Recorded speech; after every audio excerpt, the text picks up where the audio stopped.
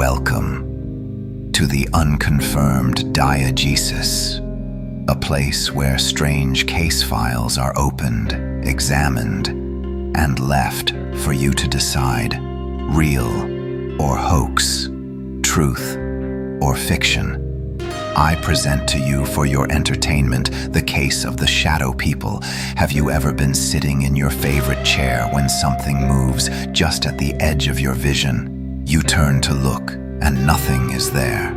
Have you ever noticed your pet staring intensely at an empty corner of the room, tracking something you cannot see? Or perhaps you've been lying in bed, awake, aware, and suddenly felt a weight pressing down on your chest, holding you in place, unable to move, unable to speak. Or maybe you are walking alone, and you have that unmistakable feeling that you are not alone. You feel that you are being watched, followed, but no one is there. And then there are the whispers, a still, quiet voice, warning you, guiding you. If any of this feels familiar, you may already be closer to this phenomenon than you think. Warning, the following case files are not for everyone. If you would rather not consider what may exist just beyond human perception, now would be the time to turn away. For those who remain, the names in these accounts have been changed. The experiences have not. So sit back, open your mind, and decide for yourself, true or false.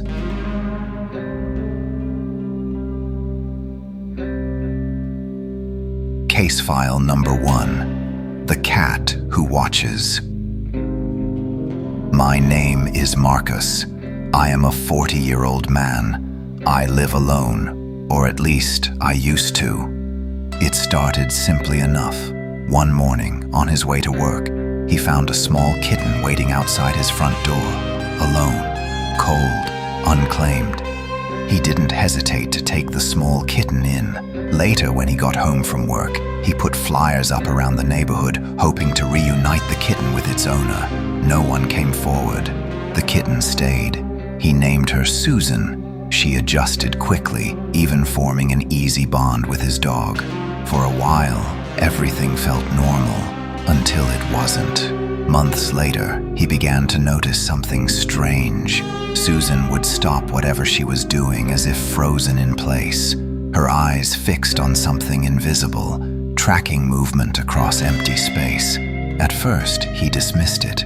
Animals can be strange, but the behavior continued, daily, focused, intentional. One evening, while watching television, he caught movement in the hallway, just a flicker, barely there. He turned, nothing, but Susan was staring directly into the dark hallway, frozen. That's when he noticed it.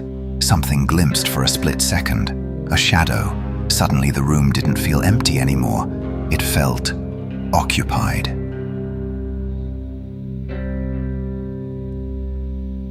Case file number 2, The Still Small Voice in the Woods. My name is Dana. I've spent years hiking, searching, rescuing. On April 24th, 1988, she set out with a partner into a remote mountain range in Arizona. Their goal, locate the rumored wreckage of a long-lost military aircraft. Hours into the climb, they became separated. Dana checked her radio, and it failed. She knew Brian was not too far ahead of her, so she decided to press on. And then she saw it. A dense section of forest ahead, unnaturally dark, thick, silent. She entered. Within moments, visibility dropped to almost nothing. Then she heard it. A still small voice, quiet, calm. Go back. Chills ran down her back. For a brief moment she froze, but then dismissed it as instinct. Fear, imagination, she continued. Again, the still small voice spoke. Go back. This time, it was undeniable. clear, close. More chills ran through her, but she pushed forward anyway, thinking she was about to break through into a clearing. She forced her way through the brush. That's when she saw them. Bones, scattered remains of animals, and fresh tracks. Predator tracks, mountain lion. She backed out immediately. The moment she crossed out of the trees, the feeling of dread lifted, replaced by what felt to her like light floating into the air. Minutes later, she found her partner. He appeared shaken. He had been looking for her. When she asked why, his answer was simple. Something told me to find you. Case file number 3, The Man in the Hat. My name is Ken. This is my story of what happened in the hot summer, 1990. After working through the night on a show car that could define his career, he collapsed onto the couch in his office. Exhaustion had taken over. Sleep didn't seem to come quickly. As Ken laid on the couch, he thought about the long checklist on the car to be ready for an important show. Suddenly, the room grew cold. He became aware, but couldn't move. Then came the pressure. Something forced him down, pinning him in place. He tried to call out. Nothing. He tried to turn. Impossible. And then it appeared. A figure. Tall, black, featureless, standing in the room. It was wearing what looked like an old-fashioned hat. No face, no eyes. But he could feel it, watching him, studying him. Then the door opened. A co-worker walked in, passing directly through the figure, without reaction. Seconds later, the pressure lifted. His control returned. His speech returned. He blurted out, "Did you see that?" His co-worker asked, "See what? Why the hell is it so cold in here?"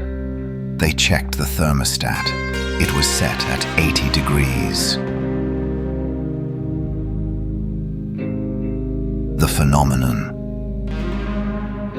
Across time and culture, reports like these persist. Figures darker than darkness itself, human in shape, but empty of detail, seen only in glimpses, always just out of reach. Some believe they are remnants, spirits, echoes of the dead. Others claim they are something far less human. Ancient traditions speak of shadow beings, watchers, tricksters, entities that exist between worlds. Modern witnesses describe the same patterns: movement in peripheral vision, figures in doorways, silent observers in the night, and in some cases, physical interaction, pressure, paralysis, fear. One figure appears again and again, a tall silhouette, wearing a brimmed hat, the so-called Hat Man. Witnesses rarely agree on specifics, but they agree on one thing: it is aware. Possible explanations. Science offers its own answers. Sleep paralysis can create vivid, terrifying experiences, complete with pressure, presence, and shadowy figures. The brain, under stress or exhaustion, can misinterpret shadows, turning them into something alive. Extended sleep deprivation can produce hallucinations, often of human forms. As one subject described, "You don't see shadow animals, you see shadow people." Neurological conditions can also produce figures at the edge of vision, fleeting, dark, and disturbingly real. And yet, not all cases fit neatly into these explanations. Final thoughts.